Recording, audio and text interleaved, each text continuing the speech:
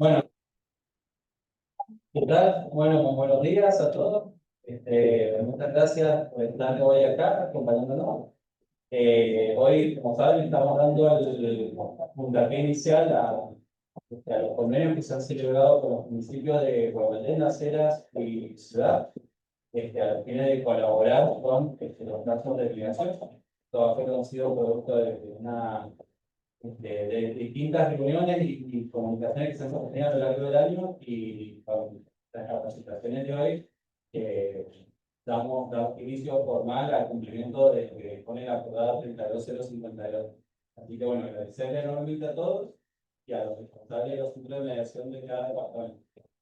Le damos la palabra a la doctora D, que es coordinadora del cuerpo de familia y del cuerpo de mediadores. La verdad que quería estar presente. Tengo una tercera buena parte, pero no vine porque quería estar, porque hemos trabajado mucho desde la coordinación del pueblo, con el cuerpo de mediadores, para mejorar el servicio que nosotros prestamos. Lo estamos mejorando con algunos convenios, o sea, con los de estudios, con el colegio de abogados, pero me parece que este va a ser vamos a andar bien, tenemos que saber que trabajamos en equipo, o sea, como Poder Judicial y con experiencia en todo, vamos a hacer pero es importante saber que somos pares y que somos un equipo, y cuando tengan alguna dificultad, problema, y saber significa no solo conocer un teléfono, sino habernos conocido las caras, interactuar, saber decir, bueno, no, me parece que este caso no lo voy a ayudar, digo o no, porque va a empezar a fluir dentro de su departamento y la actividad de ustedes como municipio va a ser, porque la verdad que la gente se acerca al municipio, cada vez se va centralizando más en todo, hasta la forma de vivir. Yo sé que y en Guaymallén no salís para otro lado, porque tenés cerca el lugar para hacer la compra, el lugar para comprar o sea, están los polos, los llaman, esos centros en todas partes. En Capital, que es el centro de todo también, sucede lo de cada uno tiene su centro donde interactuamos, donde tenemos detalles, pero para la psicología, donde uno se va de un lado para el otro, donde el vecino se siente muy bien con el municipio. Y con el cuerpo debemos hacer todo para que también se sienta bien. Lo hacemos, pero es más difícil, es bastante. Entonces, bueno, una de las formas de intermediar y de llegar es a través de ustedes. Cuenten con nosotros como Poder Judicial, que esto sin comienzo, pero va a conocer que va muy bien. Lo hacemos en el departamento con mucha problemática. Donde hay mucha problemática, la verdad es que agradezco las ganas de trabajar y las ganas de compartir esto que es para servicio.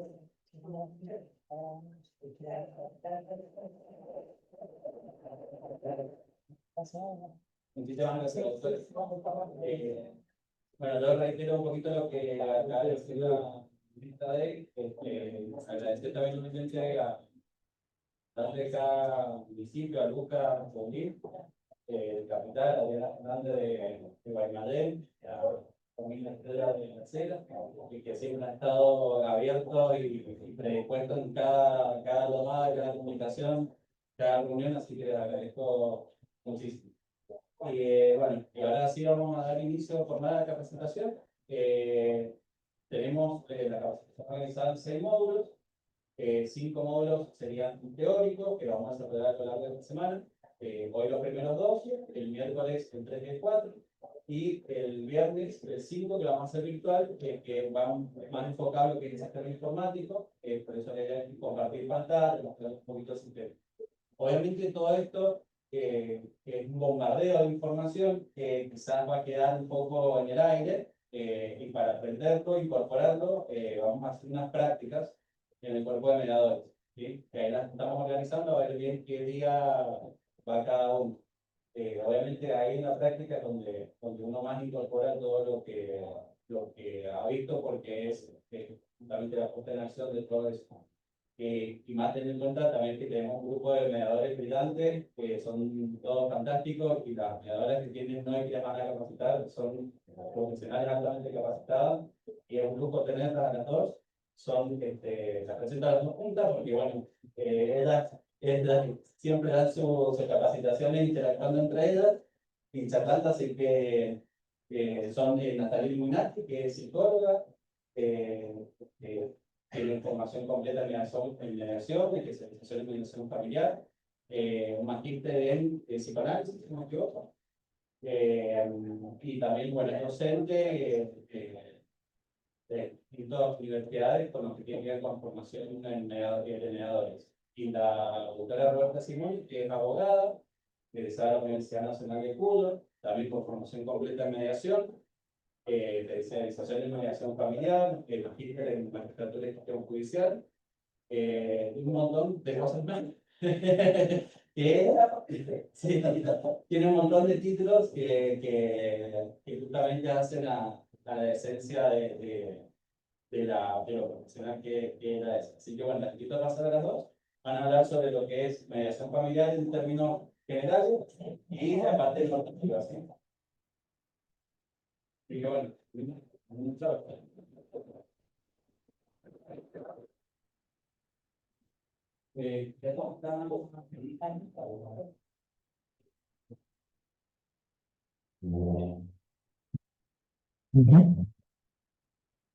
Bueno, igual sí escuchan. Bueno, bienvenidos. Vamos a charlar un poquito. Me gusta esto de ampliar equipos, ¿no? De que esto empiece a funcionar en las comunidades y que la mediación, que tiene muy buen apogeo, tenga acceso a otros mediadores que no sean los del Poder Judicial. Me parece una linda iniciativa. Así que les doy contentamente una linda bienvenida.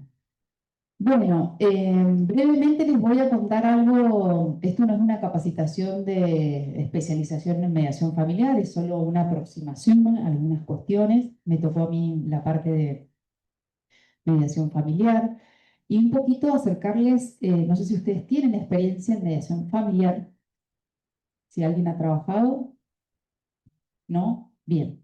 Bueno, tiene características específicas, hablando científicamente, el objeto de estudio nuestro va a ser la familia y el objeto de intervención va a ser la familia, por lo cual las nociones que nosotros tengamos de familia van a implicar cómo intervenimos sobre ese objeto de estudio, ¿sí?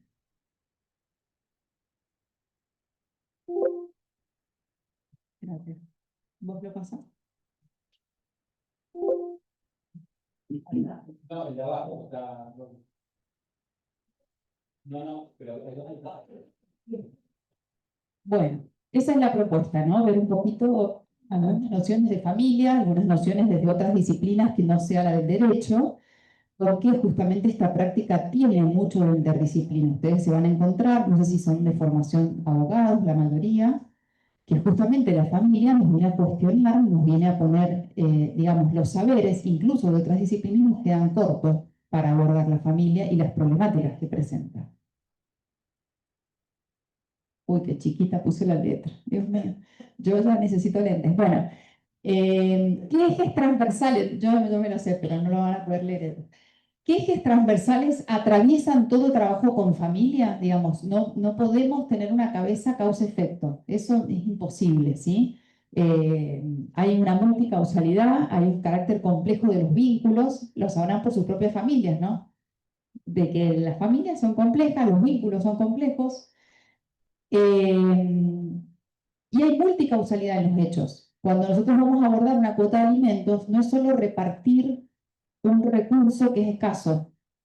Hay deudas, hay expectativas, hay lo que no me diste toda la vida, hay lo que yo te debo, hay que fuiste infiel. Sí, no es solamente plata ahí que estamos.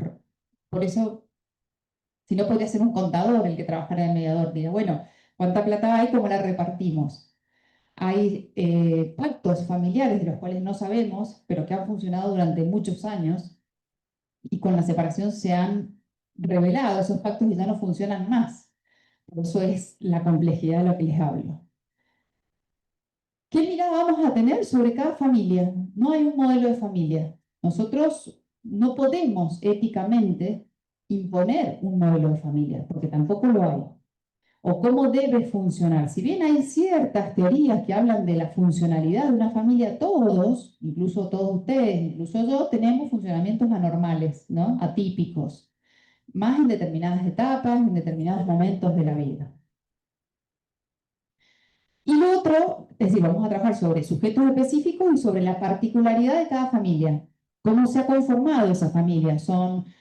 Funciona la abuela como mamá, el papá funciona como tío, ¿sí? No es que mamá es mamá, papá, ¿sí? También está el rol que desempeña cada uno, que a veces no se corresponde con, digamos, acá lo que ustedes van a sentir es el desfasaje de lo legal, ¿no? El desfasaje de lo que debería ser, del ideal, con lo que es. Y que en ese desfasaje, como rol de mediadores, no nos transformemos ni en un juez, ni en alguien severo que critica ese funcionamiento, ¿sí? Justamente me parece que lo que yo más quiero transmitirles es que a las familias hay que cuidarlas, porque es el sostén principal de los niños y de los adultos. Y lo otro que vamos a trabajar es el carácter multívoco de las palabras, que si bien en derecho ustedes lo saben, que las palabras remiten a múltiples significados, en mediación más, ¿sí? En mediación uno puede decir, yo quiero el cuidado personal completo, porque a veces nos dicen eso, ¿no? Y uno que se imagina, desde completo es todos los días, ¿no? O tenerlo viviendo en mi casa. Y cuando uno pregunta, porque justamente la pregunta es lo que nos salva del suponer, dice, no, yo con tenerlo un día a la semana está bien, ¿sí? Entonces, ese rastrear las palabras es lo que nos va a abrir el mundo de lo que es esa familia y no el suponer nuestro previo. Bueno, si se aburren en algo me van diciendo y vamos poniendo más ejemplos, pero yo quiero que esto resulte interactivo, ustedes son profesionales, somos colegas, yo soy psicóloga, pero bueno, somos colegas que trabajamos en el mismo ámbito. Si me dan libertad para...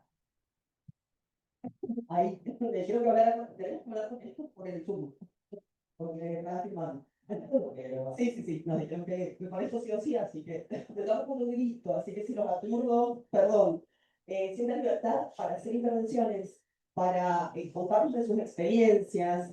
Si bien ustedes nos dijeron recién que no han hecho mediaciones familiares, pero seguramente tienen una vasta trayectoria profesional y demás, donde han participado en mediaciones y han estado presentes desde otro rol quizás, pero pueden abordarnos también desde la mirada propia del colega que ha estado presente en una mediación y necesita hacer una observación, necesita marcar sus pautas. La idea es que no sea fluido, incluso si se quieren sentar como se les dé la gana, no hay problema. Claro, sí. Si se se quieren traer un cafecito y aproximarse, no mordemos, nada de eso. Bien. ¿Vamos bien hasta acá? ¿Alguna pregunta, alguna intervención, algo que quieran aportar? ¿Vamos? ¿Seguimos? Bien. Esa no. Bueno, otra mala noticia. Yo me voy a encargar de darles mala noticia. El conflicto, ustedes saben, o si no lo saben, es estructural. No es que tenemos un conflicto de vez en cuando. Tenemos conflictos a diario, nosotros mismos, intrapsíquicos, ¿no? El sujeto es problemático, no somos animales. Ojalá fuéramos animales que tuviéramos un instinto y decimos cuando queremos comer, comemos la presa que más cerca está, cuando es la época de reproducirnos, nos reproducimos y no empezamos con que esta me gusta, con que esta no me gusta, que los ñoquis no, que sí, somos seres humanos. Y eso habla de complejidad y de conflicto. Y el conflicto en la familia también es estructural.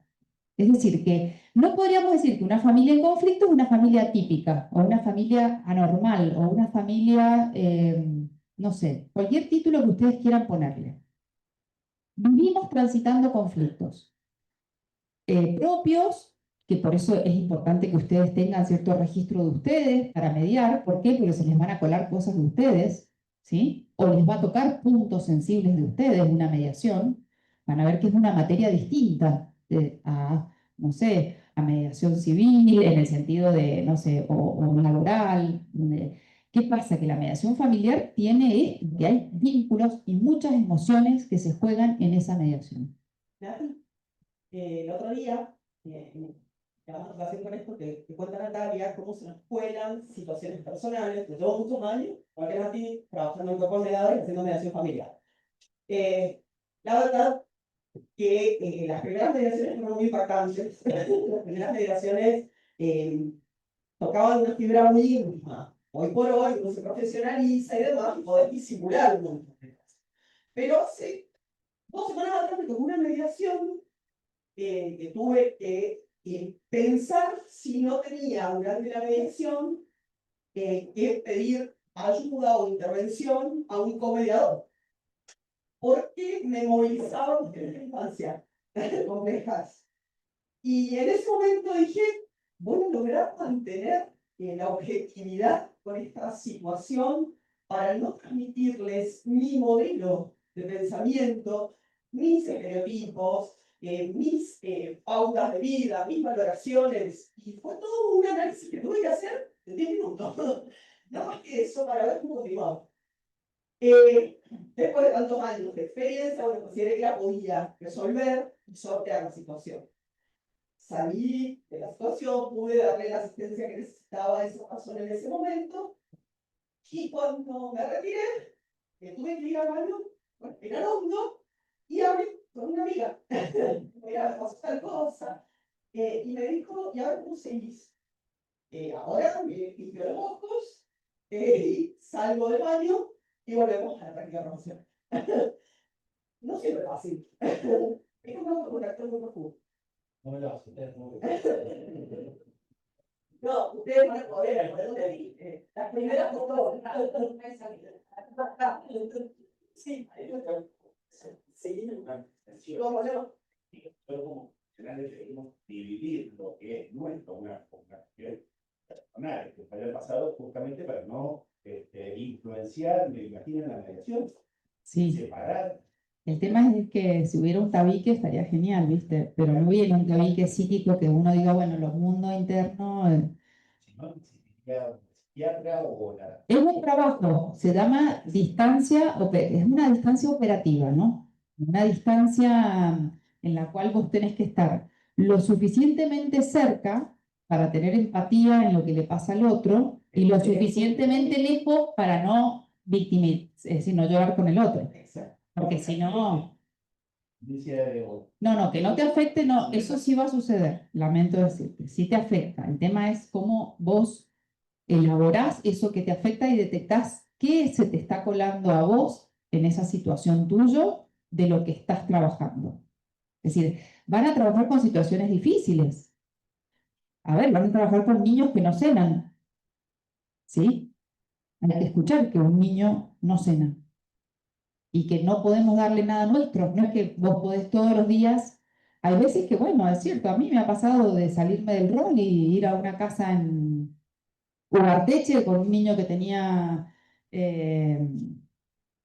una enfermedad, que no podían comprar la medicación, y ir con un médico porque ese niño si dormía así, tenía epilepsia, iba a morir porque la mamá no sabía cómo auxiliarlo, la obra social no respondía, y ese no es mi rol, pero digo, me he salido del rol en algunos momentos, porque se me ha colado algo que yo no he podido.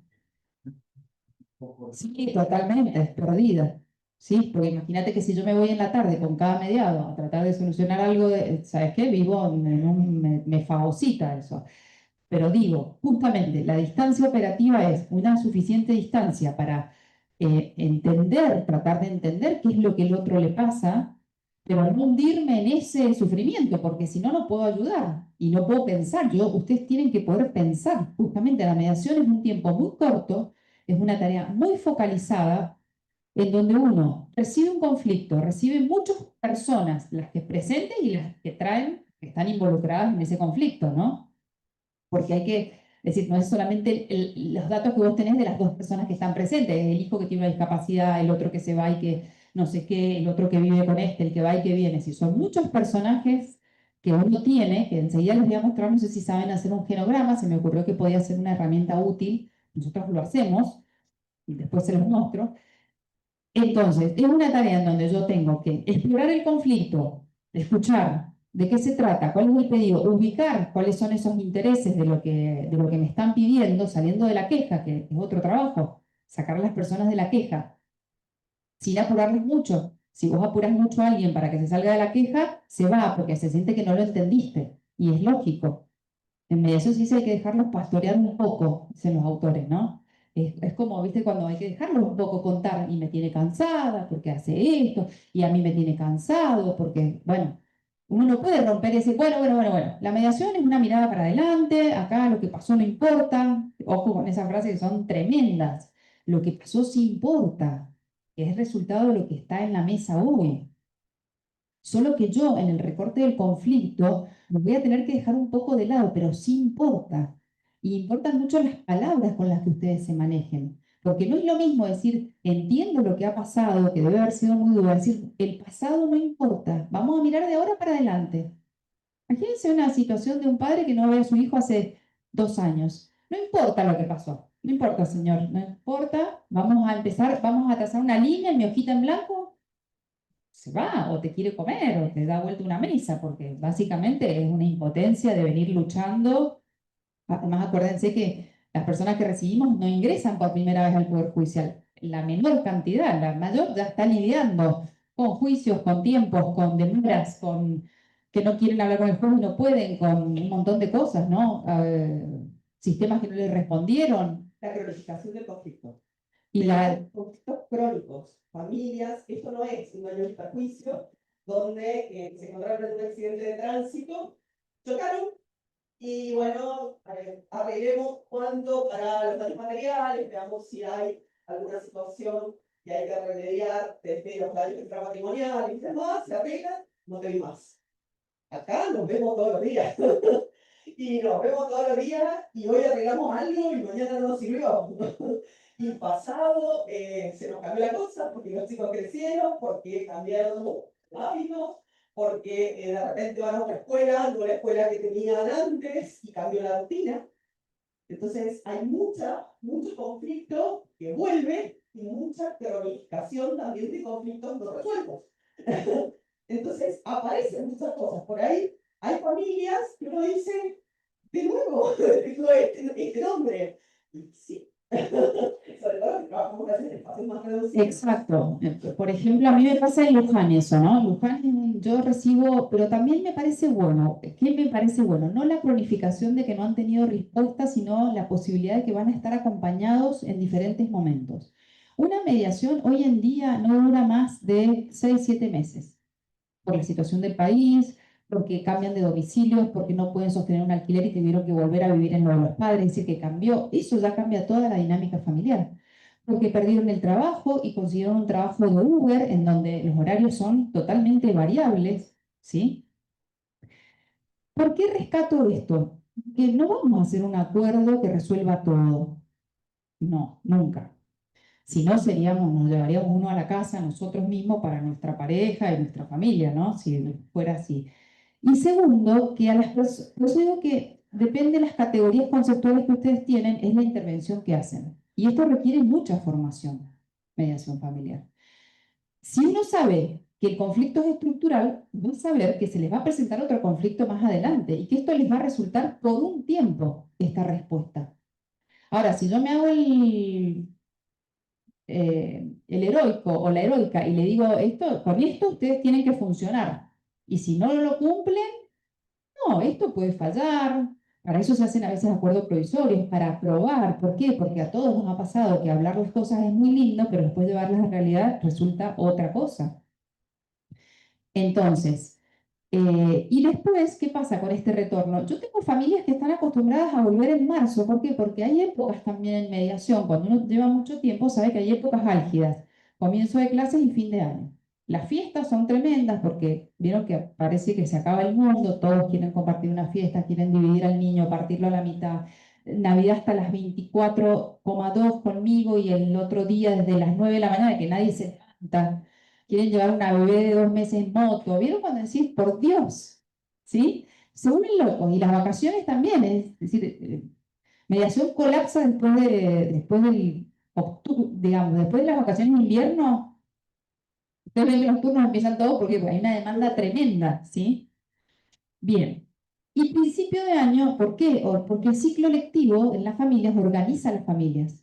La escuela a la que va el niño, comprar los útiles, cómo lo vamos a llevar, quién lo lleva, mi trabajo, y ustedes lo deben saber, organiza a la familia. Entonces son épocas muy álgidas. ¿Qué hago yo con familias nada, que tienen la disposición a hablar y que les gusta el dispositivo? Bueno, en febrero o marzo reorganizamos, barajamos de vuelta, a ver cuál es la situación. Mire, yo perdí el trabajo, los miércoles ya no lo puedo ir a buscar, puedo ir los martes, los jueves.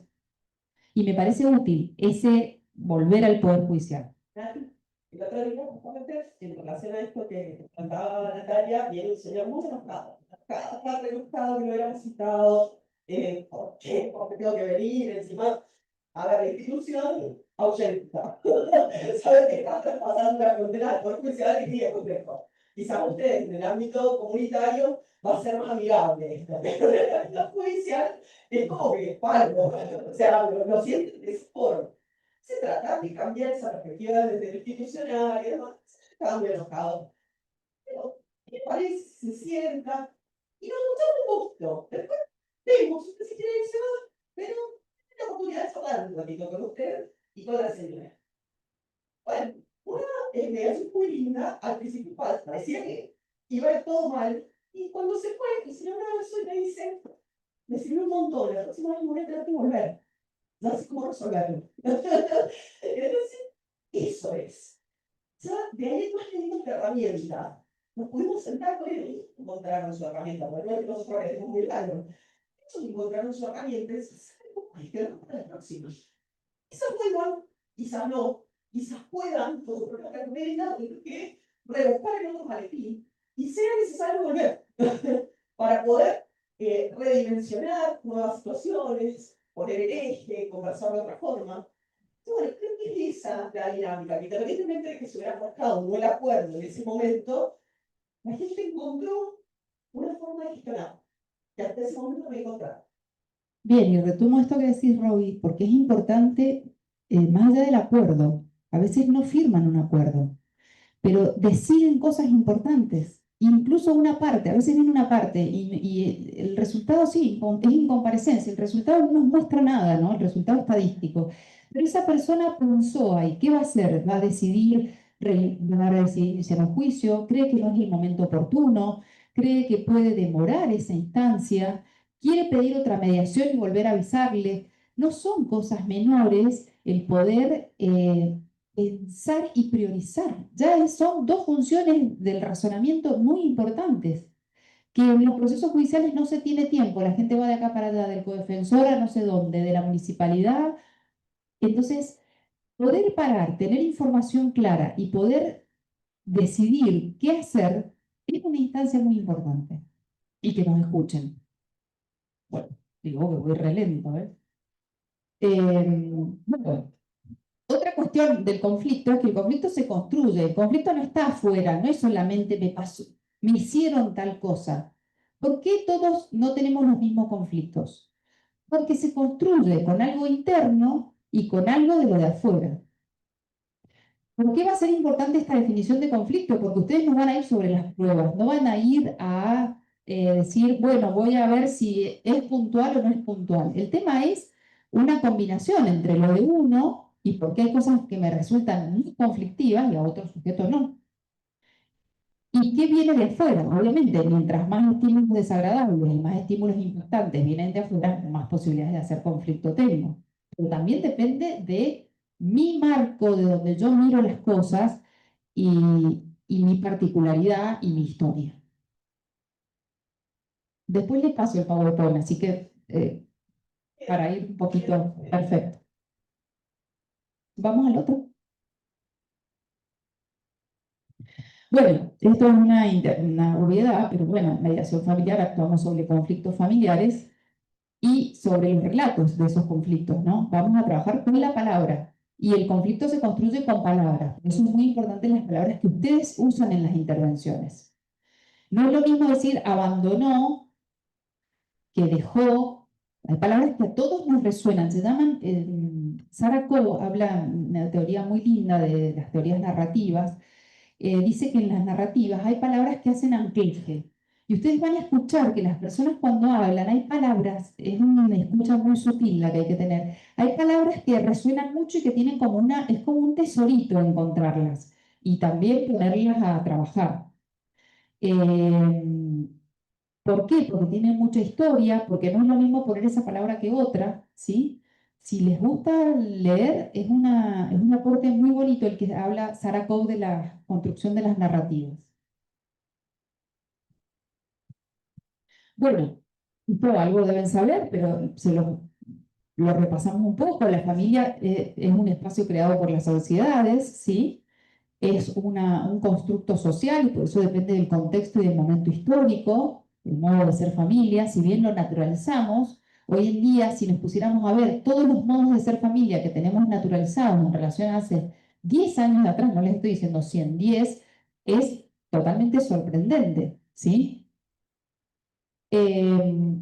Y lo importante, que se llama socialización primaria, donde realizamos todos la primera socialización dentro de la familia.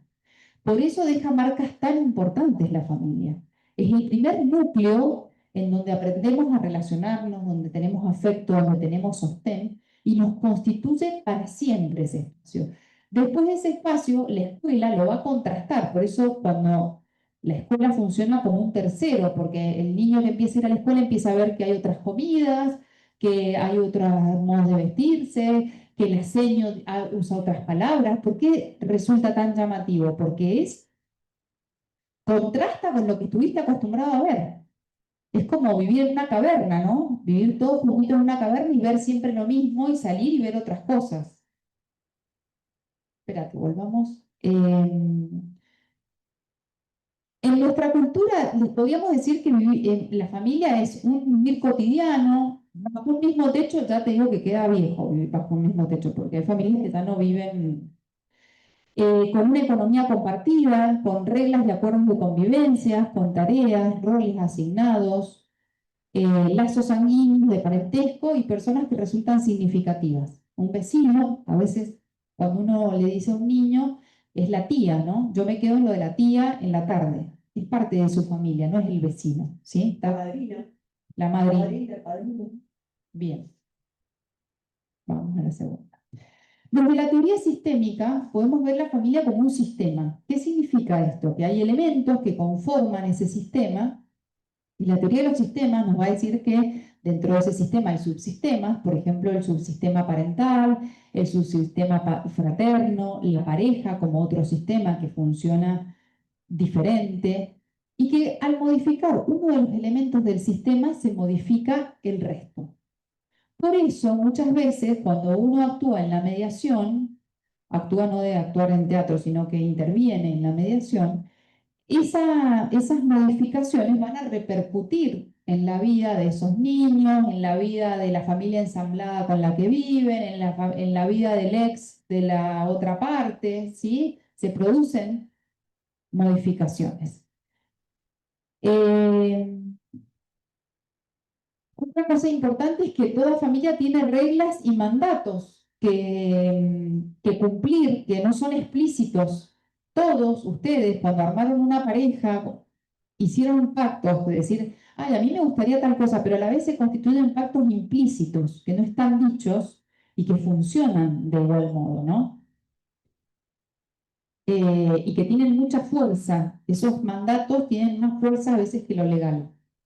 Nati, porque vos decís, me pasó una oportunidad, no hay que traiga caso, pero es para tratar de ponerlo sobre la mesa y bueno, conversar al respecto, del cuidado que en una mediación en particular de unas personas solicitar encarecidamente que el acuerdo manifestara la vigencia de la confidencialidad. Y es un principio básico de la mediación. Yo le trataba de explicar eso, que la confidencialidad es un principio básico. Todavía no teníamos la ley procesal de familia actual, que específicamente menciona estas características de la reserva. Pero para eso era muy importante que uno de los ítems del acuerdo fuera el pacto de confidencialidad. Porque había muchos pactos implícitos. Había muchas cuestiones que tenían que ver con una historia familiar y que salieron de la mediación, historia con eso me enteré. Otras que sin lugar a dudas no las sabré nunca. Había miradas cómplices, habían acuerdos tácitos que se evidenciaban, de esto no lo hablamos, y hasta ahí puede funcionar. Mientras no hubiera nada, que estuviera hablando la ley, nada que viéramos como un riesgo a los hijos y demás, teníamos que respetar ese espacio de intimidad y esos pactos. Obviamente esto ha cambiado con los años, pero esto nos llevó mucho tiempo. Lo que litigamos hace muchos años, incluso con un código civil anterior, que no tenía esta mirada tan favorecedora de la autonomía de las personas, y había mucho control judicial de determinadas cosas. Entonces llegamos a un acuerdo de homologación, y decían, ah, no, pero esto, el Ministerio Público considera que debe ampliarlo. Uno decía, pero la cosa, tiene que llegar a la gente. ¿Hasta qué punto nos podemos meter? Hoy, con los tratados internacionales de derechos humanos, sobre todo la no injerencia arbitraria del Estado en la vida de las personas y la protección de la familia, todo ha cambiado. Pero en estos años, cómo el Poder Judicial, a través de esta norma, o sea, no estaba haciendo nada fuera de lo que se le pedía, se metía en la moda de la pareja. Hoy, eso lo respetamos de otros lugares, sobre todo en la Segunda Nacional de Derecho. Me hiciste acordar, les cuento un caso cortito de estas cuestiones cómplices que salen en las mediaciones. Tenía un señor que había salido de la cárcel y no conseguía trabajo, bueno, por los antecedentes básicamente, y porque había estado mucho tiempo en una celda muy oscura y tenía dificultades con la luz. Le daba muchísimas jaquecas la luz, porque había estado muchos años en un ámbito muy oscuro. Entonces había conseguido un trabajo de cosechar flores, que se cosechan las flores antes de que amanezca, bueno, tienen un... Y entonces ella le dice, entonces le dice él, pero vos sabés que cosechando flores puedo sacar por día, entonces bueno, hagamos una cuota por semana. No es lo mismo a veces pensar una cuota al mes que una cuota semanal. ¿Por qué? Porque en la distribución de cómo cobran, está bueno seguir ese parámetro. Entonces dice ella en un momento, bueno, él le dice lo que ganaba con las flores. Y entonces dice ella, Chapulín, no se llamaba Chapulín, dice, Chapulín, yo sé que vos podés un poco más. Obviamente estaban hablando de algo que él, alguna changa que yo desconocía ni que me iba a meter a preguntar qué hacía Chapulín en las otras cuestiones, porque ya estábamos en un contexto difícil, pero le hace como diciendo, y como una cuestión ¿vieron cuando uno tiene un código con la pareja, como diciendo, te conozco? Yo no lo toqué primero porque dije, lo único que falta es enterarme de Chapulín en otras cuestiones y meterme yo más en un lío, pero digo, está eso, y eso también hay que dejarlo que también que circule y que ellos se acomoden un poco. Yo veo gente que tiene mucha cara de sueño. ¿Quieren que servirse un cafecito y lo traen a las mesas y seguimos con la capacitación o sigo? ¿Les pinta la idea? ¿Sí? Bueno, listo, entonces traen un cafecito y seguimos. Ahí no, ahí el código QR pegado, pues para la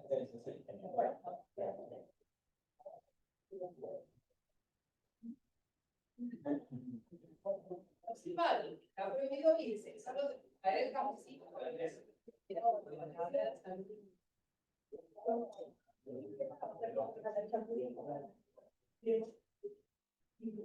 Todos los juegos son iguales. Sí, sí, todo bien.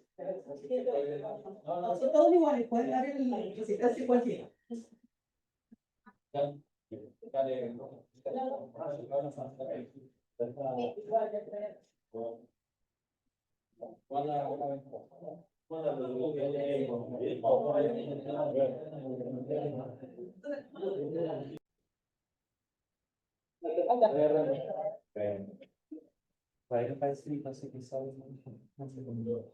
Ahí está, entonces, está grabando.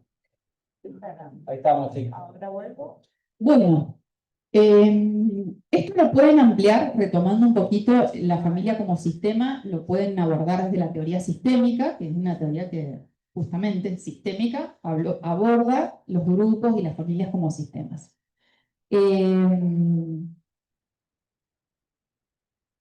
Vamos al siguiente.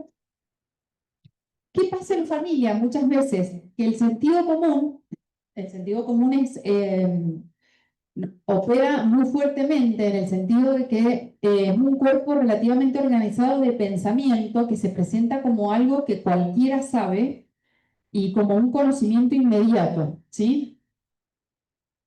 Y el sentido común muchas veces nos lleva por mal camino, ¿sí? Porque justamente vamos a tener que ir a contracorriente con la familia para ver cómo es su funcionamiento, cómo están distribuidos los roles, qué lugar ocupa cada uno, qué lugar no está dispuesto a ocupar cada uno. Y digo lugares, por ejemplo, un padre o una madre, y aceptarlo. Eso también a veces nos moviliza mucho, el rechazo que puede tener un progenitor o una progenitora hacia su hijo, ¿no? Y la ley dice que ese niño se debería comunicar con él y ese padre casi que debería quererlo, y eso no sucede. El otro día un papá me comentaba en función de esto, los roles y los supuestos de sentido común. Estábamos hablando de cuota alimentaria y durante la mesa, mientras estábamos conversando, la cantidad, el monto, estábamos tratando de ahorros, discriminando y demás, la mina la señora le dice, pero ¿cómo? ¿Pero tu marido no le aporta al nene? Eh, y en el momento, mi cara de sorpresa debe haber sobrevolado. Y dije, bueno, vamos a repasar un poco las normas del Código Civil y Comercial, lo que estipula el Código Civil y Comercial con respecto a los deberes de los progenitores, y también lo que estipula el Código Civil y Comercial con respecto al progenitor afín. Como para poner sobre la mesa también un parámetro objetivo, un criterio objetivo traído por la ley. Porque evidentemente en ese núcleo familiar había otros entendimientos Claro. al respecto de las cargas y obligaciones que tenía cada uno. Sí, y también se me venía el caso de un chico que el papá no quería conocerlo, que digo la cuota alimentaria para hasta la universidad, sí, se comprometió en un acuerdo como de por vida, ¿no? No lo había conocido, cuando le pregunto si lo quiere conocer, me dice que no. Y entonces a mí me toca eso de decir, bueno, ¿no? Y pienso cómo redactar ese acuerdo, porque yo digo, los chicos leen después de esos acuerdos. Y me parece importante también qué palabras ponemos cuando hay situaciones difíciles. No es lo mismo poner una cuota alimentaria que se va a pagar en tal, total, ¿verdad? A poner algo que no va a suceder. Y como me tocó tanto, le pregunto si hubiera una situación extrema en relación a su hijo, como que tuviera algún accidente o si estuviera en riesgo y necesitara algo, digo, por la sangre, por los órganos, por algo, y me dice, no, no quiero saberlo. Digo, retraigo esto que, digo, ahí insistí yo con algo que yo no lo podía elaborar, no podía tolerar esa situación. No tenía habilidades. A mí me pasó en un caso donde el papá me dijo a mí, el nene no me importa. Así, carita Claro. a mí no me importa, y no me importa nada. No creo que no creían eso. La vida era absolutamente judicial. O sea, si me iban a imponer cosas, por la razón o por la fuerza. Claro. O sea, por la razón no era. Bueno, mis obligaciones vendrán, lamentablemente, por otra vía de autoridad, por la vía autoritativa. Pero bueno, me determinó que en ese caso, y como estaban dadas las condiciones, porque no era un puro capítulo, habíamos explorado mucho, no era una situación de estoy enojado, arrebatado porque me han traído acá. Eso pasa muchas veces. No, hay el determinante de aquí no me interesa absolutamente nada.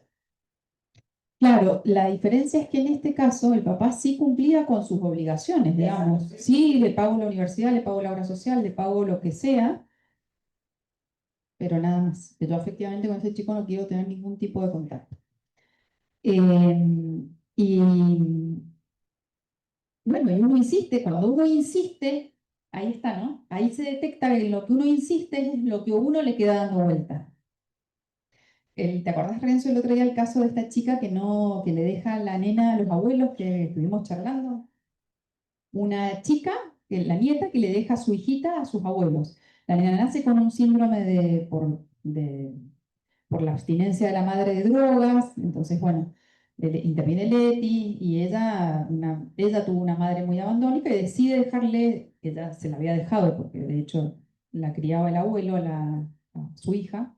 Entonces, yo entendía que ella no iba a poder tener una cotidianeidad porque está en un proceso de adicciones, ¿no? Entonces, en un proceso no, está en una adicción, no, en un proceso. No tiene nada de proceso la adicción. Y entonces le digo, ¿vos querés verla en algún momento? Asistida, porque no, por ahora no. Entonces le digo, bueno, ¿cómo querés que pongamos esto que quede? Porque eso, digo, va a quedar escrito, ¿no? Bueno, al momento actual, la mamá le delega la responsabilidad. Digo, más allá de lo legal, hay un extra ahí que hay que ponerle un poquito de esmero, porque son cuestiones que después quedan en la vida de ese niño, de esa niña. Entonces ponemos, le digo, ¿te parece que no te encontrás en este momento para cuidarla? Sin poner adicciones, sin poner, digo, títulos. Y me dice, sí, me parece bien. Y entonces consensuamos que poníamos que al momento actual ella no pedía visitas porque no se encontraba en este momento para poder cuidarla.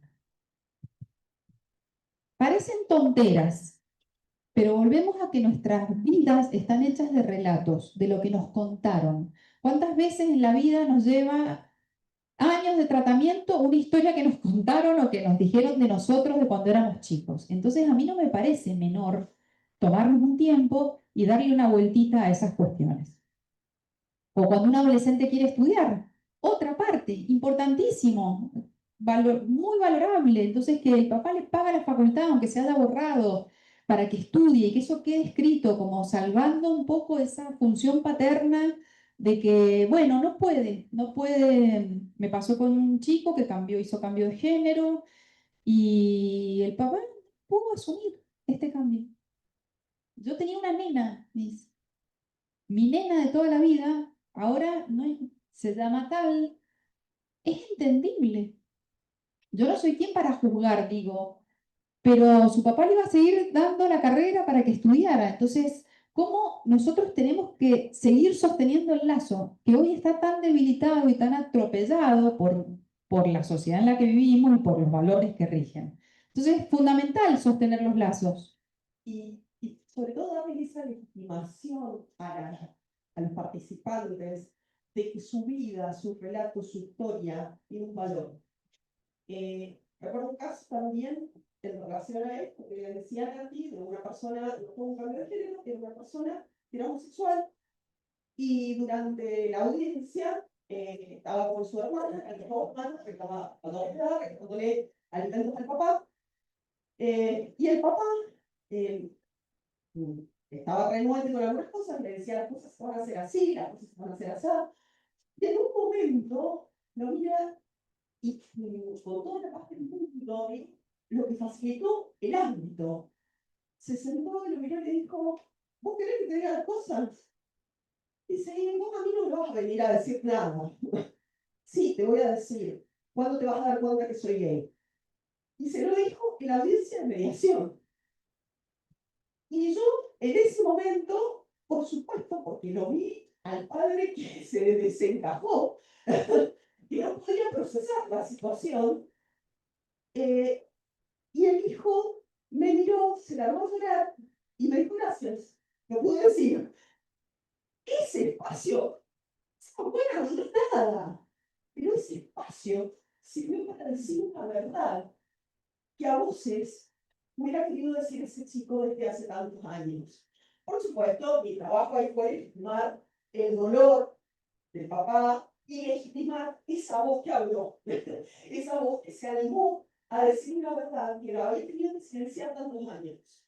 Entonces, bueno, fue tratar de, en el caso de papá, tratar cuando universidad privada con el hijo, tratar de ver con el hijo de que realmente su papá había sido criado con una formación prácticamente militar, era muy difícil romper estereotipos, entonces tratar de elaborar eso con él, la comprensión y la empatía. Y por el otro lado, con el papá, también tuve que trabajar el tema del amor hacia su hijo. Y trabajar, y por sobre todas las cosas que buscaron su orientación sexual, era su hijo. Y lo dejé terminar. Y bueno, se fueron sin un acuerdo en lo económico, pero a pensar. Y sobre todo una cuestión sincera. Para mí es un paso. Un paso en eso, mismo, el ámbito. Claro. Un paso en eso. Si no hay acuerdo, lo mínimo que tiene que suceder es que no escale el conflicto. Y eso se trabaja. Porque si uno deja que las partes se digan las cosas y se vayan así nomás, eso es como tirar polvorita y dejarlos en la calle. Justamente cuando no hay acuerdo, pero se ha trabajado, lo que yo trato de hacer es decirles, bueno, hasta que haya una resolución judicial, ¿qué van a hacer? Porque no es que ustedes mañana van a tener una respuesta. Esto que charlamos, ¿les sirve? ¿De cómo llegaron al paso que hicimos? ¿Es mejor? Sí. ¿Ordena algunas cuestiones? Sí. Sabemos que no nos podemos exceder en nada. Vos no podés... Nada, yo hablo muy sinceramente con la gente. Vos no podés ir borracho a la casa de ella. Si vos, y cuando hay gente con adicciones, tomo la precaución, incluso delante de sus abogados, de hacer una entrevista individual y decirle, bueno, ¿vos cuándo estás bien? Porque hay adicciones y adicciones, ¿no? Me lo permite mi formación, ¿no? Mira, yo los fines de semana, bueno, entonces vos los fines de semana con tu hijo no tenés que estar.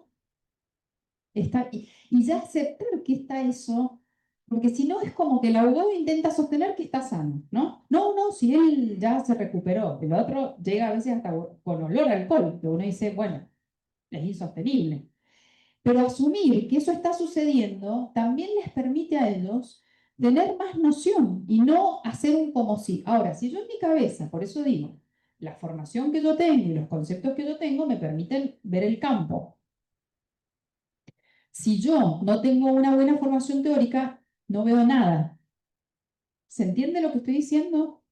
Es decir, miren, a mí en psicología en primer año nos pusieron un video de palomas, muchas palomas en una plaza. Yo no veía nada, veía palomas. Ahí te escucho. Entonces después el profesor dice, ¿qué vieron? Nada, palomas. Se movían para allá, se movían para allá. Y dice, bueno, porque no tienen ninguna formación para observar. Después vos sabés que hay un comportamiento territorial, cuál es el macho, cómo aletea, cómo se para, y ahí vos volvés a ver ese video y ves otra cosa.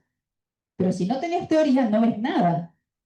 Entonces muchas veces se cree que mediar es meterse con el sentido común, es decir, bueno, y vos que sos el padre, tenés que pasar cuota alimentaria, y vos sos la madre, bueno, y tenés que cuidarlo y que no es así. Sí. No.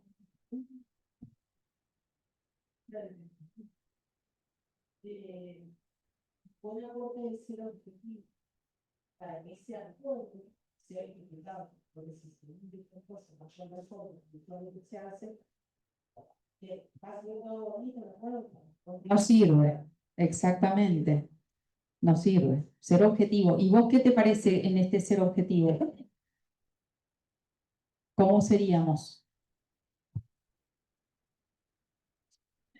¿Existe una adicción? Bueno, le preguntas qué días te ves en capacidad o podrías, Necesitamos una compañía. O tal cual. un deambulador que trepa, la sube. O podés estar acá con un asado, porque necesito. No, sinceremos, no puedo, porque yo me pongo a hacer el asado, hay pileta, hay una alambrada. Bueno, no, y no puede, pero digo que él me diga no puedo, no yo imponérselo o que la madre le diga vos no te lo llevas a ese asado, porque ahí ya es confrontativo ese planteo, ¿no? Ahora, si yo lo tomo en una audiencia privada, delante del abogado, le digo, bueno, vos, hay gente que toma el fin de semana, se descoce el fin de semana, y no estoy hablando ni de clases sociales bajas, estoy hablando de todo tipo de clases sociales. Y si no es con el alcohol, es con drogas. ¿Sí? Bien, ¿el fin de semana estás en condiciones? No. Bueno, entonces, ¿para qué insistir con tenerlo el domingo, el sábado? Veamos otro día. Y en realidad yo los miércoles salgo un poco más temprano, lo puedo ir a ver, hay una plaza y tirar. Digo, hay una realidad que no hacemos mediación pura. No. Olvídense que las partes proponen todo y uno es un ser ahí que... Volviendo puntualmente a lo que comentaba la doctora, que no sería meternos en la vida de la persona el fin de semana, decir, sí, si yo me drogo, puntual, del padre, y que ese fin de semana yo lo voy a tener que poner en el acuerdo, decir, no, con este padre no va a poder estar porque no responde, vamos a poner algo aleatorio para no mandarlo al frente y decirle, este se droga el fin de semana. Sí. O va a redactar lo que es posible. No va para el fin de semana porque se droga, No, no. simplemente que Pero nos haces acordar que los miércoles es el día más conveniente para que el niño esté con el papá o lo que sea. Todo tiene que ver con la privacidad de la vida, que mientras no ponga en riesgo a los niños, no hay problema. O sea, yo siempre lo hablo, pero tengo muchísimos casos de adicciones. Y me pasa muchas veces en las audiencias y demás, que hasta dejamos por escrito algo que parece novedad, ¿no es cierto? Que el papá deberá velar por la salubridad y seguridad de los dos. más concreto, el niño va a ser trasladado en el auto con cinturón, con sillita o con cinturón de seguridad y atrás. Sí. Listo, si las partes necesitan que eso esté escrito, eso está escrito. A mí en eso, ¿no? Y en el lenguaje clarito, así. Y si hay que poner, le va a entregar 2.000 pesos en la casa de la tía, y la tía le va a dar un recibo, y hay que ponerlo, porque cada vez más tenemos personas que no comprenden lo que, digamos, que menor nivel de comprensión. Yo muchas veces les doy los acuerdos para leer y me doy cuenta que no terminan de... Se los doy para leer porque la instancia de leer aumenta la comprensión que el oído. Si uno se los lee, es más rápido y por ahí no entiende y no te dicen. En cambio, cuando uno lee algo escrito, implica mayor comprensión lo escrito, ¿sí? Y implica que tienen tiempo, les digo, léanlo tranquilos, algunos no, pero que tengan su tiempo de lectura. Que no sea una lectura, bla, bla, bla, bla, bla, sí. Y eso tiene que ir explicitado. O, por ejemplo, el niño volverá cenado en la casa del padre y con las tareas hechas. Y eso los tranquiliza. Miren, y se van a asombrar de los detalles que hay que poner a veces o que hay que trabajar, porque uno dice, estoy en una mediación porque las milanesas sean de pollo o de carne. Esto es para la justicia. Pero es como el tema. Me tiene harta porque compra lo que a él le gusta. ¿Y usted qué quiere? Que compre milanesas de pollo. Listo. Y tengo que decir, bueno, obviamente, estoy haciendo una minimización de algunas cuestiones. Bien, vamos a pasar. Renzo, ¿cómo estoy? ¿A qué hora tendría que terminar yo? ¿Cómo sabes? Vos decime. Claro, a las 11. Bueno, vamos. Entonces, actualmente, en relación a la familia, dos cosas importantes. Se cuestionan la naturalización y el silencio. O sea, ya no se, hoy en día no se avala más que se silencien las cosas que pasan en la familia. ¿Ponemos el siguiente? Che, no veo nada, perdónenme, pero estoy... Bueno, esto es un poco lo que ya les dije. Pasémoslo, porque también pasémoslo. Mira, préstame que quiero ir a una...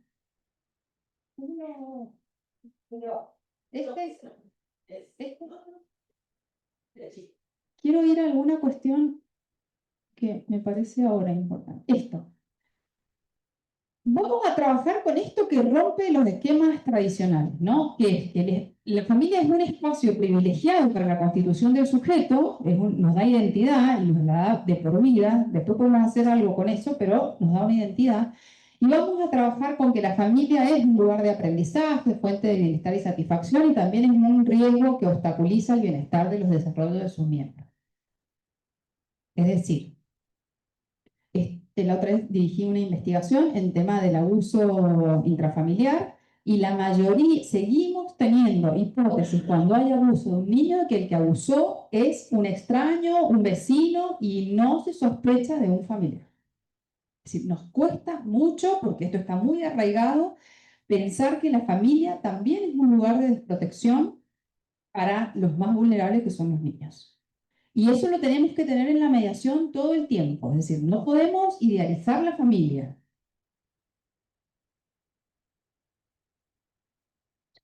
Incluso en operadores judiciales se comprobó esto. La chica que hizo la tesis la hizo justamente en el Poder Judicial, es perito, y decía que la sospecha de todos los profesionales siempre tiende a pensar en que es uno que pasa por ahí, uno que como algo casual. Nunca se sospecha de los que viven en la casa y la mayoría de las veces lo que se comprueba es que son personas cercanas y por eso cuesta tanto al niño salir de esas situaciones.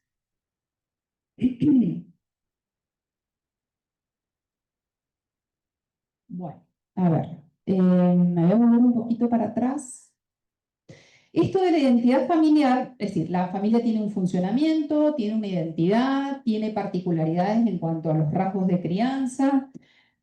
¿Qué nos da la familia? Un sistema de valores, una forma de organización, hay pautas de crianza y hay rituales. Ojo con tocar los rituales de la familia, porque son muy importantes para cada familia sus rituales, ya sea religiosos, ya sea de fin de semana, ya sea de festejos, ¿sí? Nosotros en eso no vamos a intervenir. Y en las pautas de crianza, bueno, vemos que hay muchos tipos de crianzas, más autoritarios, más democráticos. Hay familias que funcionan más endogámicamente. Lo endogámico siempre tiene que ver con manejarse para adentro y que no se vea nada fuera del funcionamiento y que cueste la salida, cuesta la intervención de la escuela, cuesta que entrar a esas familias. La escuela es fundamental porque nos da mucho dato de cómo están los chicos. Es decir, cuando uno está en una mediación, tiene que preguntar de la escuela. ¿Y de la escuela qué ha pasado? No, nos llamaron. La escuela es el primero que detecta situaciones de los chicos. Y es un dato muy importante para nosotros la escuela. Así como cuidarla la escuela. ¿Por qué? Porque organizamos la rutina de esa familia en función de los trabajos de los progenitores y de la escolaridad de los niños. Son los dos grandes organizadores institucionales.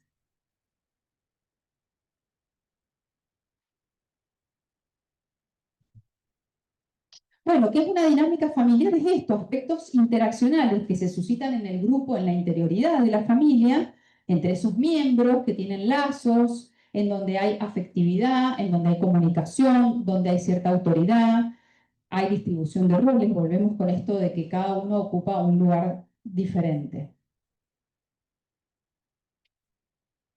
¿Qué les quería transmitir un poco yo de lo familiar? Que me pareció importante. Quiroga, que es un autor que habla en otro ámbito de la mediación, pero me pareció importante traerlo a familia esto, habla de cómo construir escenas colaborativas. Nosotros tenemos que construir una escena colaborativa. Eso es tarea del mediador, no de la familia. La familia la vamos a guiar a que busque sus soluciones, pero nosotros tenemos que, diría, motivar para que se metan en el conflicto. Hay cierta aversión al conflicto. ¿A quién le gusta si yo los invito esta noche a una reunión de conflictos? A nadie viene, ¿sí? Nadie quiere tener un conflicto. Y eso está comprobado. Entonces, hay un trabajo de que hay que motivar de que nos vamos a meter en ese conflicto. Y nosotros vamos a estar metidos en eso. Y eso es una actitud para mí muy importante del mediador. Decir, bueno, vamos a charlar esto, los vamos a escuchar, nos vamos a escuchar. No es. Cuando hay mucha distancia, retomando esto que vos decías, cuando hay mucha distancia, que el mediador se está como...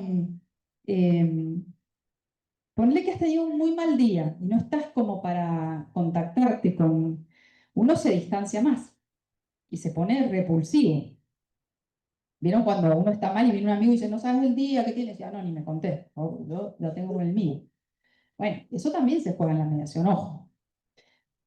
Por eso cuando uno sale de una mediación y entra otra, tiene que tener un reordenamiento psíquico. ¿Para qué? Para encontrarse en posición de recibir nuevas personas que vienen con conflictos y que quieren contar sus conflictos. Si no es como que uno, ¿cómo los recibís? Bien. Cuando uno está aversivo, bueno, no, pero eso lo van a tener que solucionar. Fíjense la actitud que tengo. Eso lo van a tener que solucionar ustedes porque yo no soy quien para resolverles, eso es responsabilidad de ustedes. ¿Qué estoy haciendo? ¿Qué estoy generando? Una distancia en donde yo me salgo, ¿sí? Distinto es si yo te digo, ¿cómo estás? Bueno, vamos, yo te voy a escuchar, sé que estás muy enojada, pero te voy a escuchar, vamos a charlar, vos vas a tener la posibilidad de dialogar, vamos a escucharnos a ver qué es lo que cada uno quiere, qué es lo que qué les está pasando, y vamos a tratar de entendernos. Estamos, ¿no? Estamos metidos en lo mismo. Yo estoy con ellos, en un rol diferente, pero yo estoy con ellos. Entonces, justamente la familia implica, como yo les decía, una tarea focalizada. Yo voy a traer un tiempo acotado, no tengo todo el tiempo del mundo. No puedo abordar todos los temas, tengo que hacer un recorte, es como si tuviera que poner sobre ese terreno un microscopio y decir, bueno, esto es lo que yo voy a trabajar, ¿no? Después de escuchar un poco, no antes. Ese recorte del conflicto que se hace luego de escuchar y de escuchar las posiciones, la queja y después tratar de empezar a sondear los intereses con preguntas, bien.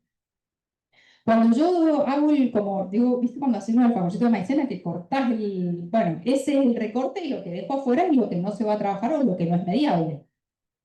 ¿Sí? Cuando yo pongo el foco, tengo que motivarlos a meternos en ese foco. Si hay una fuerza de tracción, vamos, vamos porque acá, y ahí se juega la voluntariedad nuevamente. Para eso sirve el encuadre. El encuadre son como riendas, como un encuadre de trabajo que dice, bueno chicos, ustedes han pedido esta mediación y son ustedes los que van a ir a hacer eso, cuando se nos van mucho, ¿no? Bien. Entonces, este clima de confianza es necesario porque vamos a trabajar lo más íntimo que uno tiene, que son las cosas que pasan adentro de una familia y que a todos nos producen vergüenza, nos producen un montón de cosas. Entonces, si no hay clima de confianza, la gente no se abre, se pelea nada más. Y esto hay que trabajarlo muy bien con los abogados, porque cuando un abogado se pone muy de punta o se pone muy incisivo, nos saca ese clima con el que nosotros estamos tratando de trabajar. Bueno, pero mi representante quiere, ya esa frase es como que uno dice, oh, retrocedimos 500 años, ¿no? Bien, vamos a instalar esta escena colaborativa de hospitalidad, de un buen recibimiento, de cómo están. A veces se sorprende, la gente se sienta, ¿cómo están? Bien, como si no, me está preguntando, ¿no? Sí, bien. Bueno, póngase cómodo, deje el casco de la moto. Hay gente que quiere estar la mediación entera con el casco de la moto acá. Póngase cómodo, vamos a charlar. Si hay niños, hay veces que vienen con niños, porque no tienen dónde dejarlos. Tener siempre papel, lápiz, colores, algo que ellos puedan dibujar al menos en la mesa. Y un doble cuidado cuando están los niños de decirles, hay niños presentes, por lo cual su lenguaje y sus interacciones van a tener que ser doblemente cuidadas. ¿Sí? Al niño también se le pregunta el nombre, cómo te llamas. Es decir, ¿por qué? Porque son las condiciones con las que tenemos que trabajar. Y luego, ellos se sientan actores de esa escena. Que ellos ese espacio es para ellos, es un espacio dedicado para que ellos cuenten su situación. Bien, vamos a tener diferentes ciclos de la familia. Hay momentos, la formación de una pareja, el nacimiento de los hijos, es muy linda la noticia del nacimiento de los hijos, pero es un desastre. La versión del otro lado que nadie nos contó es que cuando llega un hijo, hay una crisis importante, ¿sí? Cuando se van también, cuando empiezan la escuela también. Son momentos de crisis y nosotros tenemos que saber el ciclo vital para saber que con los ciclos vitales también van a venir crisis esperables que se denominan de la familia. Hay crisis que son esperables y crisis que tienen que ver con eventos, no sé, un accidente, algo traumático que no es esperable, pero que no sucede. El retiro de la jubilación resulta una crisis, la pérdida de trabajo. Hoy es una crisis que toca bastante. Y la separación, como remitiéndonos específicamente a la separación, a la ruptura de una pareja, es una crisis. En las crisis, ¿qué pasa? Psicológicamente. Hay un duelo, ¿sí? ¿Por qué? Porque algo de lo que yo pensaba, ese ideal que tenía, se rompe. El duelo tiene determinadas etapas y es muy fácil ver, bueno, no es tan fácil, pero digo, es muy fácil detectar en qué etapa está, porque si están enojados, si están dolidos, y generalmente no coinciden en el mismo momento, no es que se elaboran los duelos a la par, ojalá se elaboraran a la par. Eh, Generalmente se dice que la mujer elabora el duelo antes que el varón. Y eso me da gracia porque vieron que por ahí a algunos varones, no a todos, les gusta dar, es como que el varón va dejando que pase la situación, entonces se presenta en una mediación y cuando uno lo primero que pregunta es, bueno, ¿cuánto tiempo hace que están separados? Y te dice él te dice, no, la mira como diciendo, estamos de acuerdo, hace 20 días, y le dice, hace 2 años. yo lo primero que pienso es que junté mal dos partes cuando me pasa eso, porque digo, habré llamado a alguien que no era, porque de 2 años a 20 días hay una diferencia importante. Entonces él dice, no, si vos me sacaste la llave de la casa ayer, yo quise entrar y no, como que había un problema de cerrado, pero casi nada más. Y ella le dice, hace 3 años que no dormimos juntos, hace 4 años que te pedí que te fueras, decidimos vivir juntos porque no tenías a dónde, digo, ahí ya empieza que la realidad no es una sola, ¿no? Hay realidades psíquicas, digo, cada uno de dónde parte para digo, puntuar esto. Los malentendidos. Y ahí uno dice, bueno, no importa, es un dato estimativo. Digo, no nos vamos a meter con eso porque no es terapia, mediación. No importa, es como para saber, y a veces están viendo qué pongo, porque la gente lee mucho lo que uno escribe, ojo. Entonces pongo la rayita de que está separado, ya les voy a enseñar el genograma, y le pongo aproximadamente, más o menos, bueno, sí, más o menos 1 año, pero algo entre medio como para que eso ya no sea, porque se piensan que eso va a ir a un escrito, que eso los va a jugar en contra, que digo, la mediación dentro del Poder Judicial se ha estudiado que los modelos de mediación que están incluidos como un anexo al sistema judicial tienen una connotación judicial. No es lo mismo que les va a pasar a ustedes. Por eso va a ser muy buena la experiencia de ustedes, que es en otro contexto, y el contexto determina la actividad.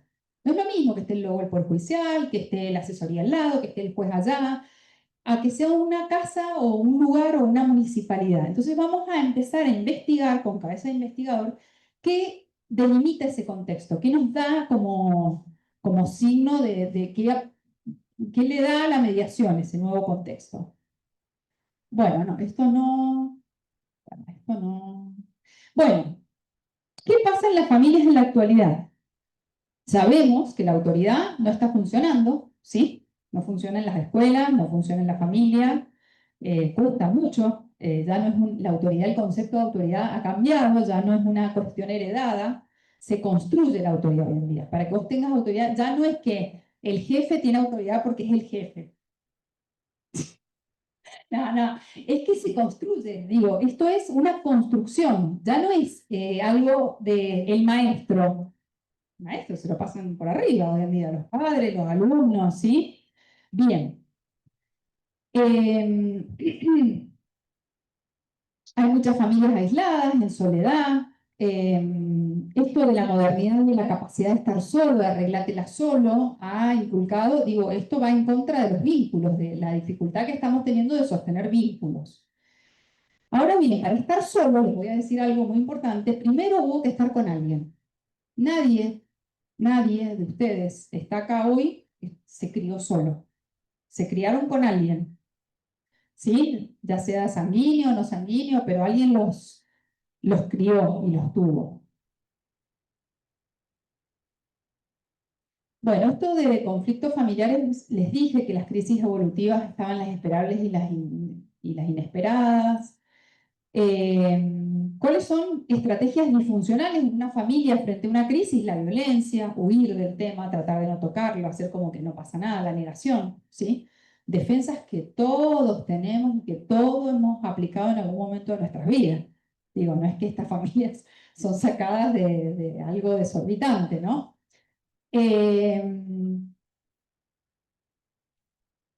Hay una realidad que si pensamos que la familia es un sistema, cuando algo desestabiliza, ¿qué tiende a hacer el sistema?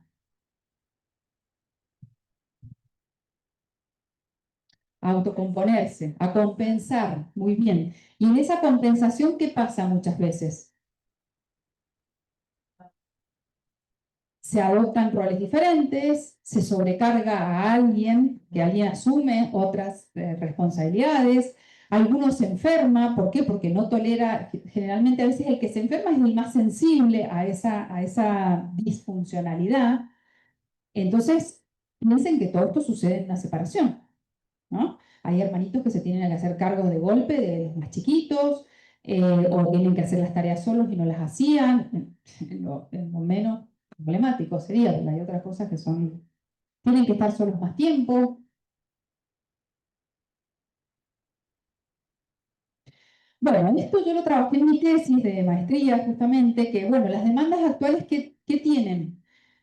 siguen siendo, ¿no?, vigentes, es la inmediatez. Las personas se presentan con urgencia. Necesito que ya me pase una cuota alimentaria. Y van a ver que ustedes trabajan un lapso de tiempo, una cuota alimentaria, o necesito que se ocupe de los chicos o que se los lleve directamente. Esto digamos, yo viví la transición, igual que vos, Robbie, de el cuidado más bien a cargo de un progenitor y que el otro, claro, el cambio legislativo y los cambios de los trabajos. Hoy en día hay personas que trabajan una semana y otra no, entonces esa semana que no trabajan tienen a los chicos. Nosotros vivimos ese cambio de paradigma. Que veremos después en la salud mental de los chicos qué efectos tienen después de unos 10 añitos, sabremos, porque los chicos hoy se tienen que sobreadaptar a muchísimas situaciones. Es decir, de golpe te dicen, bueno, que me los dé 15 días, si no si hay un regateo entre la cuota alimentaria y el cuidado, típico, que es, bueno, si no los puedo dar de comer vos, me los llevo yo y los tenemos 15 días cada uno, de que lo tenía una vez a la semana. Entonces hay uno que pone el interés superior del niño de por medio. ¿Cómo le vamos a cambiar el centro de vida? Sí, al niño rotundamente. Si esto lo están hablando ahora, el niño ha vivido con usted más de 5 días, no, nunca. Una casa nueva, olores nuevos, un funcionamiento familiar nuevo. Piensen que el niño pasa de una casa a la otra en donde todo es distinto. Todo es distinto. Y el tema de que vienen con asesoramientos jurídicos no siempre del todo adecuados. O porque escucharon del vecino que le fijaron la cuota en tanto, entonces mi cuota es el 20. Y siempre el 20%, y siempre el 25%. Entonces tenés que también deconstruir. Muchas veces la mayor parte de la gente que atendemos es gente que viene sin patrocinio. Muchas veces lo que diga la ley. Lo que diga la ley, yo voy a pasar lo que diga la ley. Entonces yo ahí empiezo a bajar ley a lo loco y lo vuelvo loco. Porque claro, ahí está los mareé completamente, pero es un clásico. Y si no, bueno, porque lo ves, como dice la ley, que me lo ven. No lo mantengo esos días. Claro, son dos realidades complejas. Una que circula es que el 50, si vos tenés el 50% del tiempo del niño, no pasas cuota alimentaria. Eso está como, es como el machete en la facultad, circula, circula, circula. Lo otro que te piden, y que es de lo cual nosotros nos vamos a correr, es la exigencia de que eso sea una garantía, ese acuerdo. ¿Usted me va a garantizar que esto se va a cumplir? Y ahí uno, ¿qué hace? Uno tiene que, digamos, no va a legitimar eso, pero esa legitimación pasa a ello, y eso dependerá del comportamiento de ustedes, de lo que hagan ustedes, hacia dónde vayan, qué construyan, qué no construyan, cómo se traten. Y la otra es que, bueno, la otra cuestión que aparece es la correspondencia como si hubiera una solución acá, pero como si nosotros los mediadores tuviéramos un manual de soluciones. ¿Qué hago con el chico no quiere ir a la escuela? ¿Qué hago con eso? Porque salen 1000 demandas. Podemos orientar algo, pero hasta ahí. Pero recuerden que no es terapia y también la familia pone muchas cosas que lindan con lo terapéutico. O con cosas que funcionaron así muchos años y que nosotros en una hora de mediación no vamos a cambiarle la vida psíquica, digo, no vamos a producir tantos cambios. Pero sí, funcionalmente los vamos a ayudar. Bien. Estas dos son, yo le he puesto corte limpio, que es cuando me dicen, bueno, mira, si no va a pasar la cuota, le sacamos el apellido. ¿Ven así? Si no va a hacer, ¿qué va a hacer? Va a ir el sábado a verlo, si no, ya está. ¿Cómo hago para sacarle el apellido? Es decir, hay un salto muy grande. ¿Qué hago con este chico? Puse el ejemplo. Que lo veo un asistente social y lo llevo a la escuela. Yo no puedo llevarlo a la escuela. No se levanta, está agresivo. Como esto de que el Estado intervenga y me solucione. Cuando es la familia la que tiene que procurar ciertas soluciones. Y la otra es un ahorro de sufrimiento, le he puesto yo, que es esto. Mira, si no lo vas a ver, esto, le sacamos el apellido y listo. Le ahorramos al niñito que te vea una vez al mes, otra vez sí, otro mes no, te apareces, te desapareces directamente y yo quiero que se elimine. No sé a vos, Nati, pero a mí el pedir asistente social me lo hacen. Claro, sí, bueno, pero es significativo. Es significativo porque, claro, Hijo de policía, manda asistentes sociales para todo, para, bueno, hacer toda una reconstrucción del rol del Estado, que también tenemos que hacer también. exacto. Y fíjense que esta instancia sirve porque yo, gracias a Dios, tengo la experiencia de trabajar en un juzgado. Entonces, ¿qué pasa? Puedo ver el proceso, ¿no? Puedo ver ciertas dinámicas que cuando uno trabaja solo, que es todo un tema lo de trabajar solo los mediadores, no lo puedes ver. Entonces, ¿qué pasa? Vienen a la instancia de mediación. Charlamos todo esto, abrimos posibilidades, qué sé yo, pero no están convencidos, pero se abrieron posibilidades, se priorizaron cosas, se separaron, tuvieron que saber que van a tener que renunciar a algo. Entonces después pasan a la codefensora. Entonces me dice la codefensora, bueno, me los dejaste, fue re fácil, dice, me los dejaste listos. Porque, bueno, la codefensora ya es otra autoridad, que no la tenemos los mediadores. Y le digo, bueno, vos sos codefensora, vos me estás diciendo que hizo un buen acuerdo, ¿qué va a hacer? Ya lo trabajó, ya lo tenés ahí. Bien. Entonces digo, son instancias que sirven. Por más que no hagamos una... Ustedes saben que hay dos líneas, la acuerdista, la harvariana, que va hacia el acuerdo, y más bien Folger, que trata de trabajar lo relacional, más allá de que haya o no un acuerdo. Bien. Yo tengo una táctica, no como una amenaza, pero no una amenaza. Tengo el despacho de la jueza atrás. Entonces, ella me escucha la audiencia, no la confidencialidad, bueno, como judicial lingüístico lo está ahí. Me escucha la audiencia, no le escucha desde demás. Y por ahí, cuando se enojaba, porque mandaba orden en la audiencia, eso, ven lo que pasa cuando no se arregla en este espacio. Entonces, no, doctora, ya lo resolvimos, ya lo resolvimos. Por ahí sirve la política institucional de autoridad y demás para marcar que ese es el límite. Bien, ¿qué pasa cuando uno atraviesa una crisis? ¿En qué situación recibimos esas personas? En donde un umbral se traspasó, en donde hay un punto de giro, en donde hay desgarro porque algo que estaba ahí ya no está, en donde hay sentimientos de mucho desorden, ¿sí? Es feo cuando uno siente que todo se desordena. Es decir, que uno diga, ¿cómo voy a ir mañana a trabajar? ¿Quién lo va a cuidar? ¿Cómo se arma esto? Es muy angustioso y es muy inquietante. Hay un desmoronamiento de las certezas que a uno lo sostenían, esto estaba así, funcionaba, él era este. Generalmente en la separación el otro se nos vuelve monstruoso, ¿sí? ¿Por qué? Porque aparece todo lo desconocido de ese otro y parece que no lo pudiera reconocer, que puede hacer cualquier cosa, que no está a mi alcance, no sé de qué es capaz. Incluso la gente se desilusiona cuando el otro viene con un abogado, imagínense. Ah, no me dijiste, como, no me esperaba. Es decir, también hay que usar esa situación.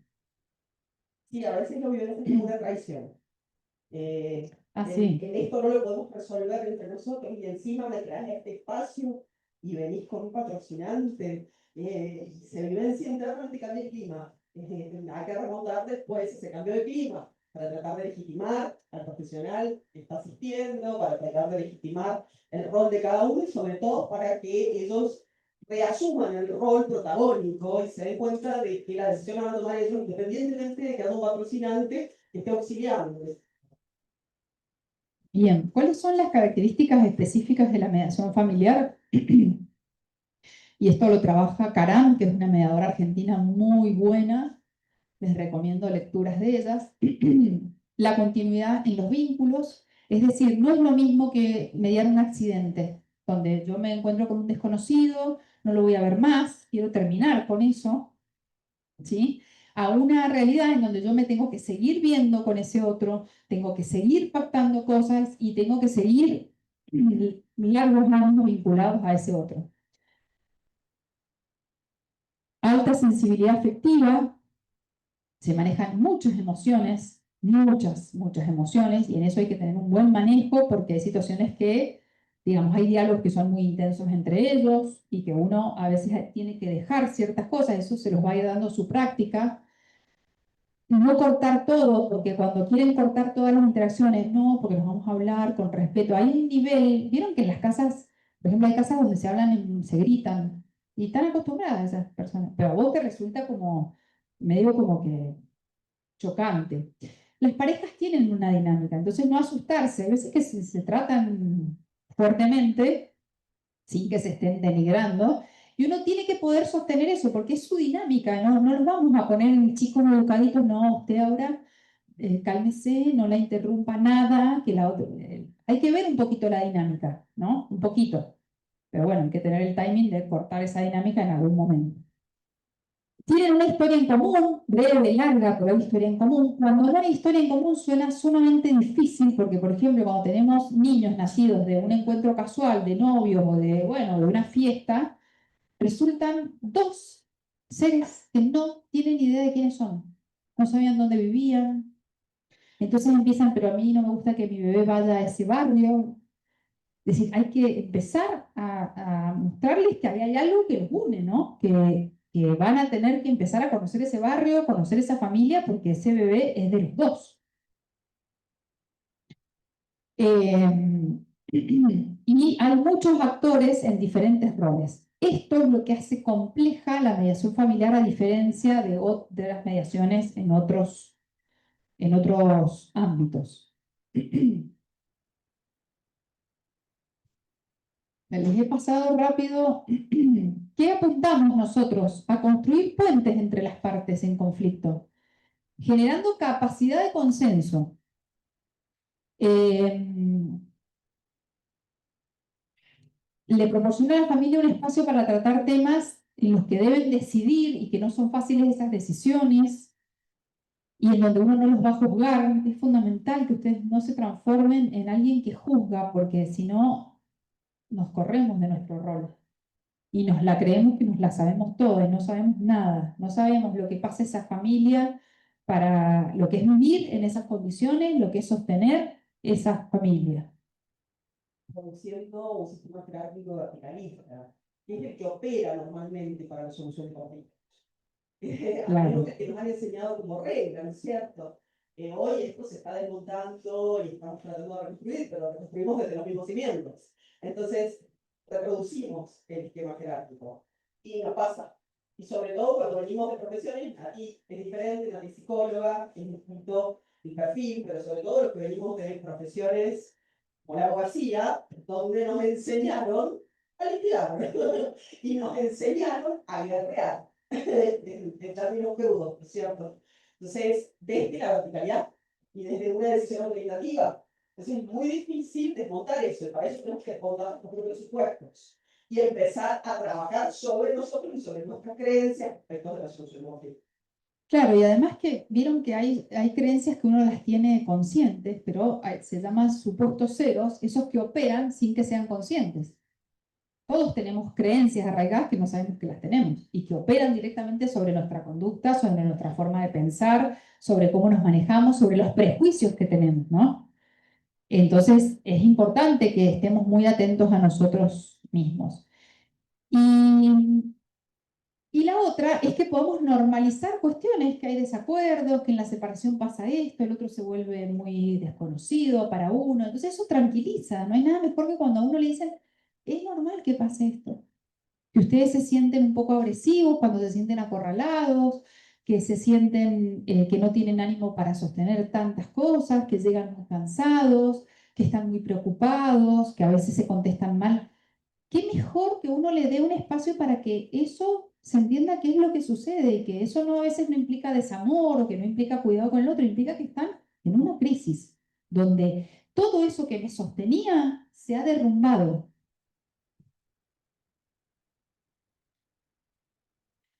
Y, a ver, bueno, esto es un genograma que les contaba de cómo se grafica una familia. Es una simplificación que nos permite, cuando vamos escuchando, para empezar a tener una gráfica de la familia, identificamos a las mujeres con un circulito, los varones con un cuadrado, y los mimos con flecha. Fíjense que es fácil identificar, si ustedes ven esto,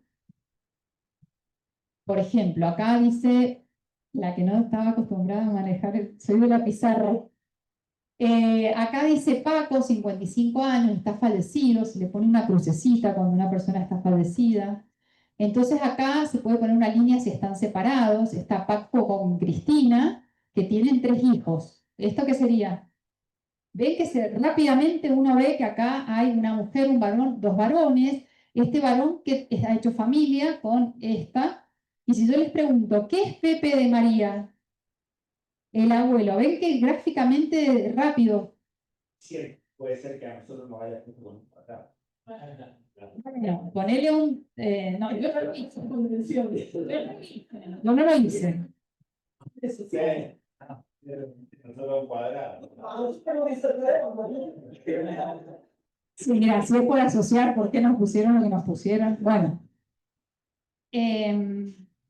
Bien, acá generalmente la línea punteada la hacemos cuando es una unión convivencial, ¿sí? Y cuando están casados es la línea recta. Y lo otro que hacemos es, por ejemplo, si Cristina convive con Ramón y con Juan, se hace un círculo que los abarque. Entonces yo ya tengo delimitado el núcleo de convivencia, quiénes conviven con quién, ¿sí? Entonces rápidamente yo puedo ubicar cuando me están hablando, pongo los nombres, las edades, y puedo ubicar la dinámica un poco de cómo se presenta el escenario. ¿Quedó claro esto? Bien. Es una herramienta muy útil.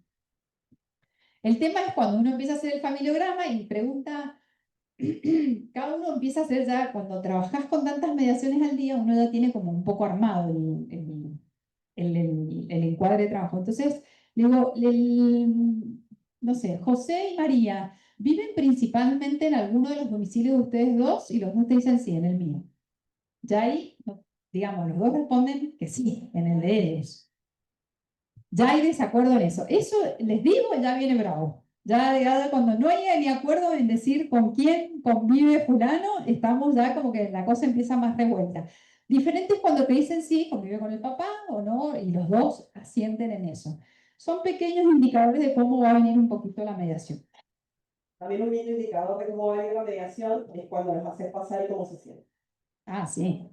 Ese es maravilloso, porque sobre todo si se sientan, porque hay algunas veces que se quedan paraditos, como diciendo, no, la primera de cambio de acá uno.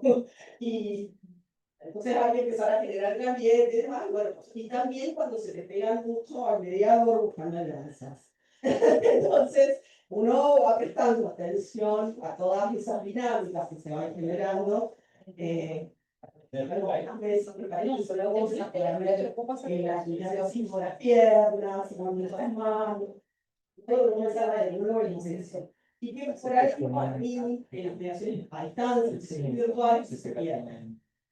Una herramienta que sale de ahí, que a mí por eso me encanta la mediación presencial en la medida en que la vamos a hacer, ¿no es cierto? Pero bueno, no siempre se puede, cuando tenemos papá en España, lo tenemos que hacer con España. Entonces, pero también se quede separado antes con el tema de también. También, bueno, eso nos permite ver los indicadores de violencia, sin lugar a dudas, la actitud de la mujer, cómo contesta a las preguntas que se le van haciendo, o las intervenciones que hace el marido, o la pareja. Entonces, bueno, todo este tipo de cosas nosotros nos van viendo la herramienta, tal cual. Pero bueno, es un aprendizaje también. Una vez se empieza a poner como algunos que vienen juntitos, como que no, y eso se me quedó va a ser corto. Va a ser muy corta. Y tal cual, fiscalizarse y esas aprovecho mucho para felicitarlos, porque generalmente tiene que ver con una cuestión que se han logrado, que lo que quieren es plasmar puntos de acuerdo para evitar las situaciones. No trabajo papás, unas relaciones maravillosas, donde me dicen, me voy a querer, me dijo una vez uno. Sí, la mamá de mis hijos. No la voy a querer, no la quiero, no sabe cómo los cuida, es una genia. Lo que pasa es que no nos llevamos bien, como parejas, pero no queremos.